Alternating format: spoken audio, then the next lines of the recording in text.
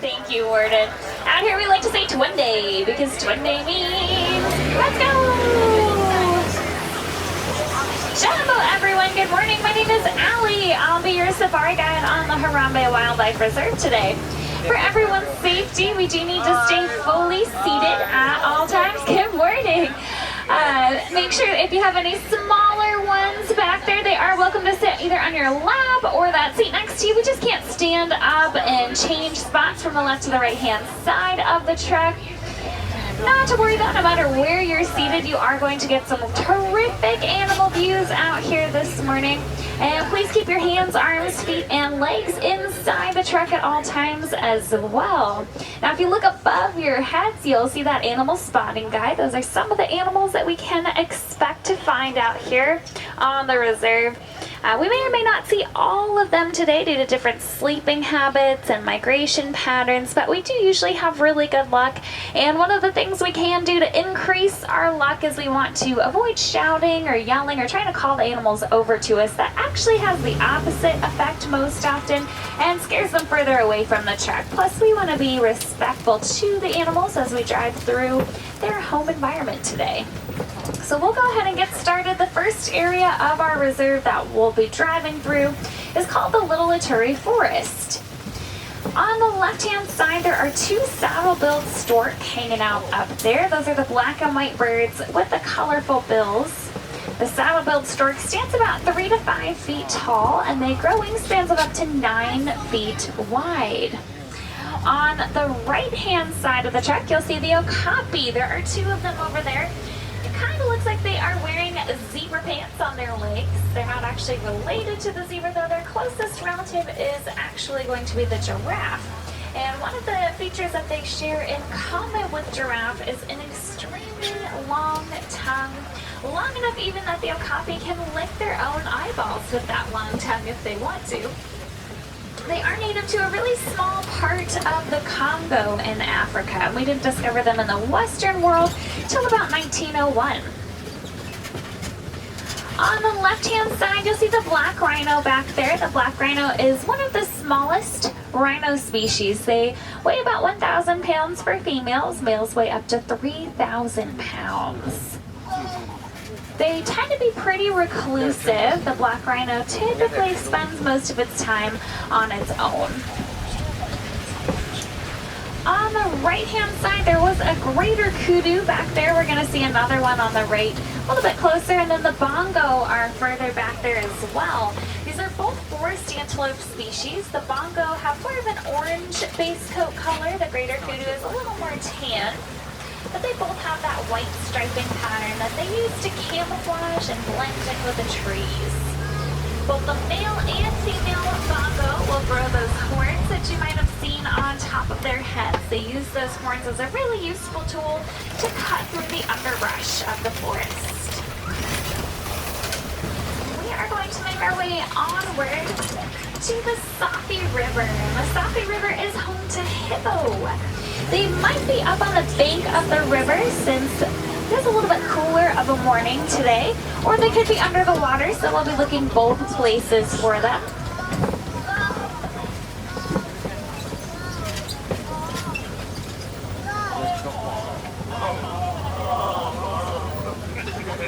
So there are two of them on the right-hand side there, kind of half in, half out of the water.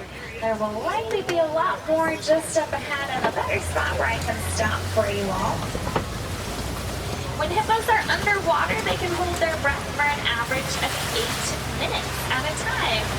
Here's the whole group of them on the left. A group of hippos is known as a bloat of hippos. They weigh about 4,000 pounds.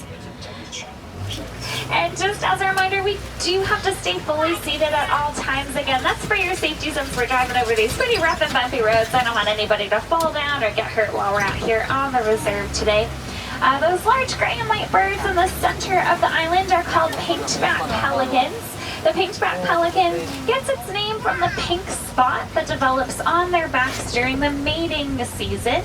They are a really social pelican. They usually nest in groups of about 500 in the wild. And they're one of the few pelican species to nest in treetops.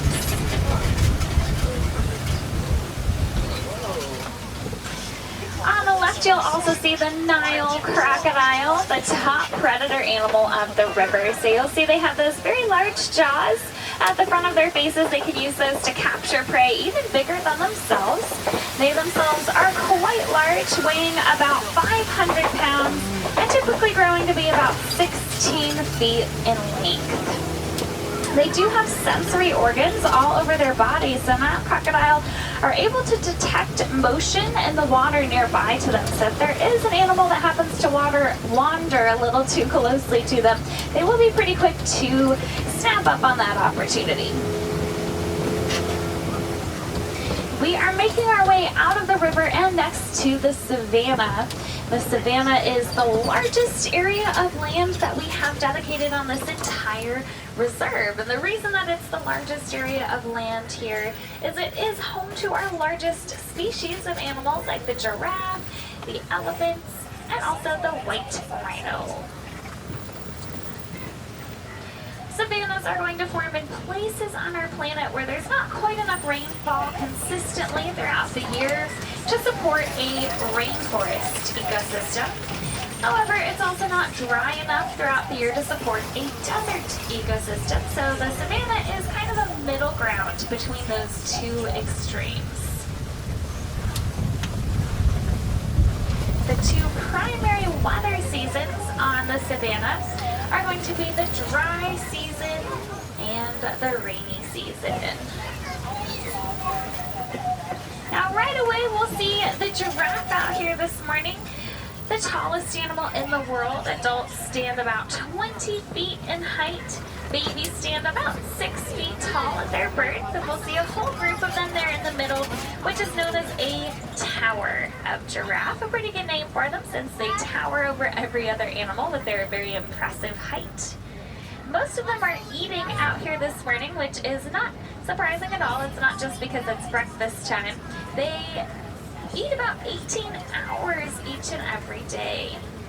In contrast, giraffe only need to sleep for about 30 minutes a day. So the rest of their day can be dedicated to whatever they want, but mostly it will be devoted to eating.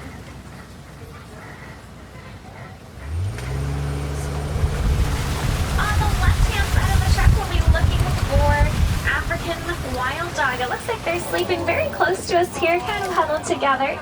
The African wild dog is also nicknamed the painted dog because of that pattern that you can see on their coats. They are the most successful hunting animal on the entire savanna. They have a success rate of 85% up to 90% when they hunt because they are so bonded together. They're really good at coordination and working together to capture their prey. Also very close to us here on the left are the Ankole cattle. They have those incredibly large horns that grow to be about 4 feet long. They are hollow on the inside, so that allows the Ankole cattle to circulate blood flow, helps to regulate their body temperature. We have another giraffe on the left. There will be a whole group on the right coming up. That one is kind of migrating over to the food. Their casual walking speed for a giraffe is about 10 miles an hour, although they can run a lot faster than that if they want to. Giraffe's top running speed is about 35 miles an hour.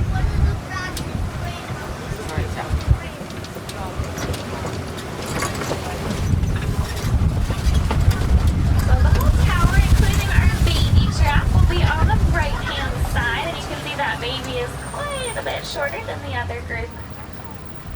He was born in June of 2021, so I guess very soon we're coming up on his 1-year birthday. And then we have another one here on the left-hand side as well. These are the Maasai giraffe, native to Eastern Africa, specifically to Kilimanjaro. They are one of the largest subspecies of giraffe in the entire world.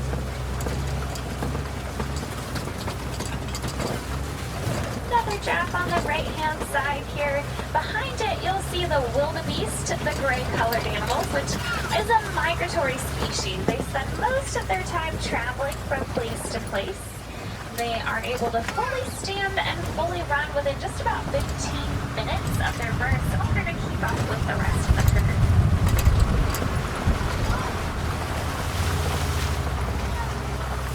There's also a springbok back there. They're might be a few more coming up. The springbuck is a tiny but mighty antelope. They're able to jump about 6 feet off the ground and spring forward up to 13 feet. And then, of course, the Hartman's Mountain Zebra are out there as well. They have that classic black and white striping pattern. Every single zebra does have a unique striping pattern on its coat, very similar to the way that we have unique fingerprints on our hands. And when baby zebra are first born, they imprint onto their mom zebra, memorize her striping pattern. That's how they're always able to tell her apart from the other zebra in the herd. A typical herd of zebra is usually about 5 in number.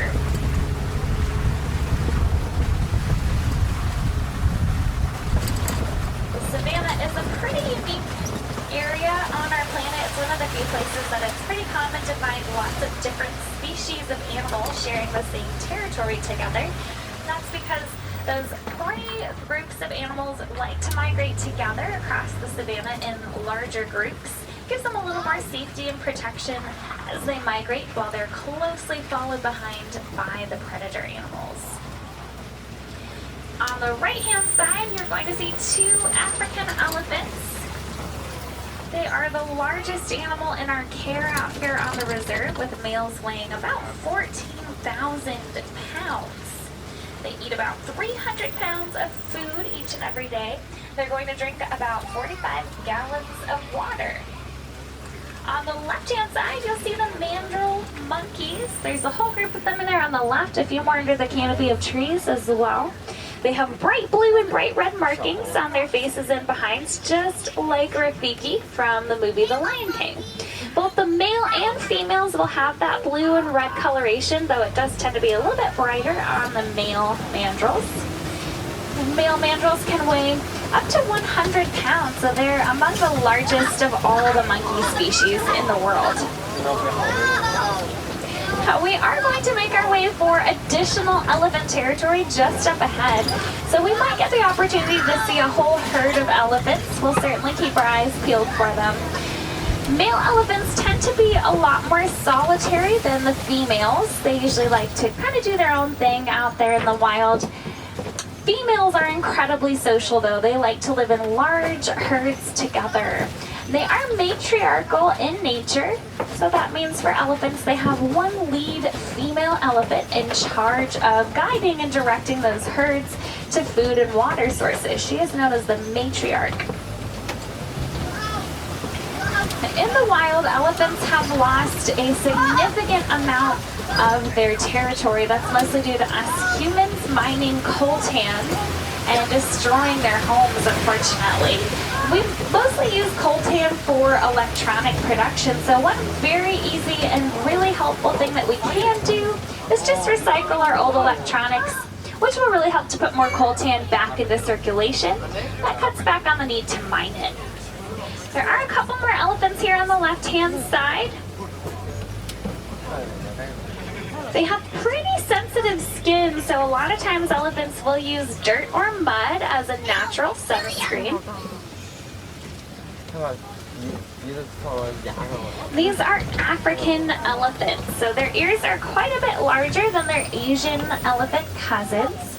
The shape of their ears also roughly resembles the continent of Africa too, which is pretty cool.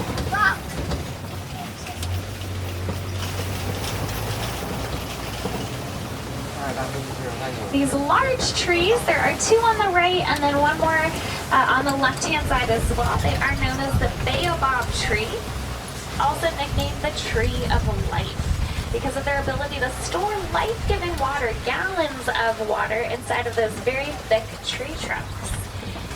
Elephants are able to access that water during the dry season on the savanna. They'll use their tusks to kind of scrape away the outer part of the tree and use their trunks to gain access to the water. Around the corner, we'll find the greater flamingo on the island in the center. The greater flamingo is one of the largest flamingo species. They're also the lightest shade of pink. They're actually born white and slowly turn pink over time because of their diets, which are very rich in the mineral beta-carotene. It is that beta-carotene that eventually turns them that bright pink. It actually takes about 2 years for them to build up enough of that mineral to transition their feathers. But because of that bright pink that they eventually develop, a group of flamingos is going to be referred to as a flamboyance of flamingos.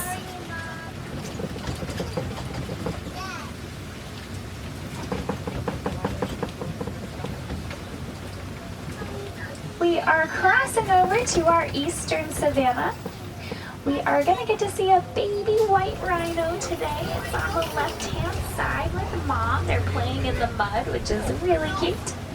The white rhino is the most social of all the rhino species, so they like to live together in very large groups, known as a crash of rhino. Their name is derived from the Afrikaans word vite, V-I-T-E, which actually translates to wide, W-I-D-E, an adjective describing their wide, square lip shapes. So you'll see that baby there with Mom just playing in the mud. Just like the elephants, white rhino will also use mud as a natural sunscreen for their skin. Now their hearing is really sensitive for the white rhino. They have very poor eyesight, so they make up for that with an exceptional sense of hearing. You can see their ears are able to kind of pivot independently of one another to pick up on sounds from miles away. This is Mom's very first baby. She's doing a great job keeping a good eye on him out here on the reserve. White rhino are endangered, so every brand new white rhino birth is really exciting for conservation to try to get their numbers back up. On the left-hand side, we may or may not see the cheetah. Looks like they might be kind of hiding out at the moment. They do blend in really well with their environment, so it can be kind of tough to see them. So we'll move along and see if we might be able to find another big cat.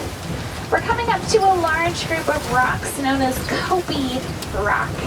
And yep, you're going to see a male lion out here this morning on the left-hand side, making his way down the grass.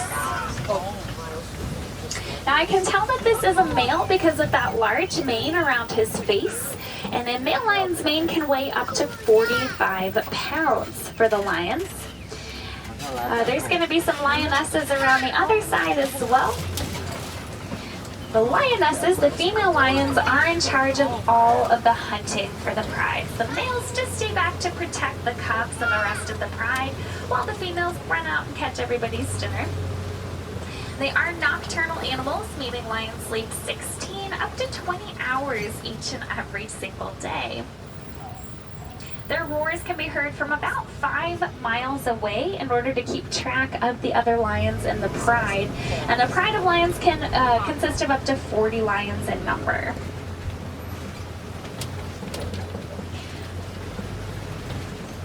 Because they hunt at nighttime in the dark, their night vision is about 6 times better than what we can see at night, although during the daytime hours, our vision is very comparable to a lion's.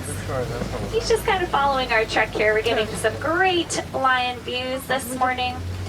A pretty cool fact about this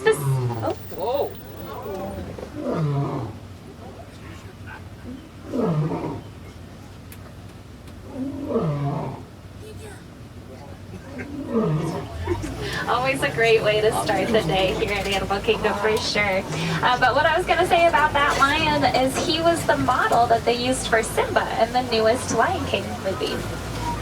On the left-hand side, you'll see the warthog, the largest burrowing animal in the world. They have those tusks to appear a little more intimidating to predator animals.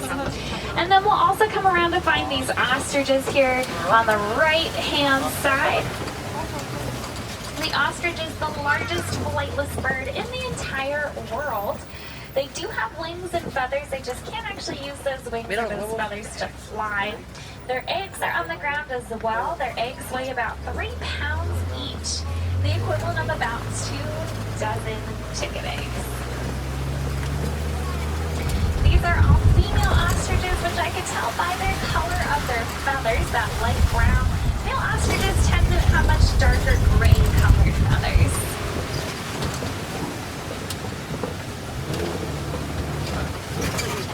We're coming into our last and final stop of our safari this morning. It's called the Magadi Glen, and it is home to one of our very smallest animal residents, the Nigerian dwarf goat. They like to sleep in, so they may or may not be out here. Looks like they are going to be out here for us. The Nigerian dwarf goat is a domesticated dairy goat with a very sweet tasting milk. So a lot of times their milk is used for cheese production purposes. So most of them are hanging out on top of the rock. We do have several babies that you'll be able to see here this morning as we drive through as well. The younger Nigerian dwarf goats are incredibly playful and social with each other. They're going to use gestures like headbutting, biting, and chasing to try to establish a dominant order in their groups, to try to determine who's going to be the alpha.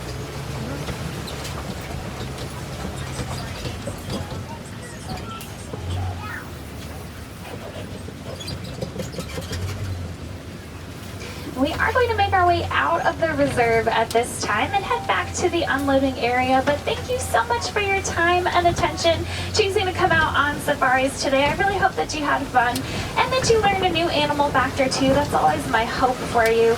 The more that we learn about these incredible animals that we share our planet with, the more likely we are to care and connect with them, which increases the chances that we'll start to look at our own lives and maybe start implementing some of those conservation habits to help those animals that are endangered, like the rhino that we saw, the elephants, and so many others out there that would really benefit from our help.